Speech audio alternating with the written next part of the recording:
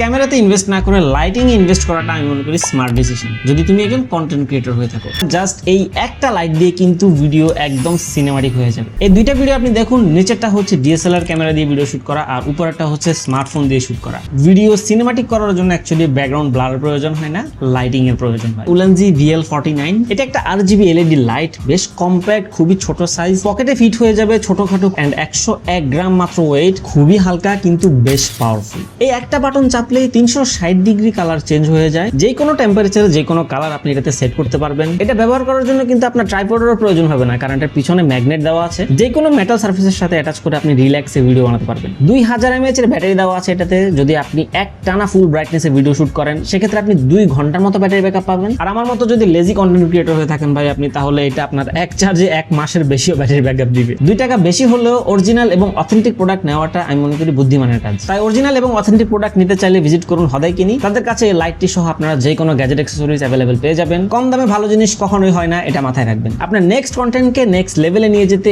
এখনই এটা অর্ডার করে ফেলুন হদাইকিনি থেকে।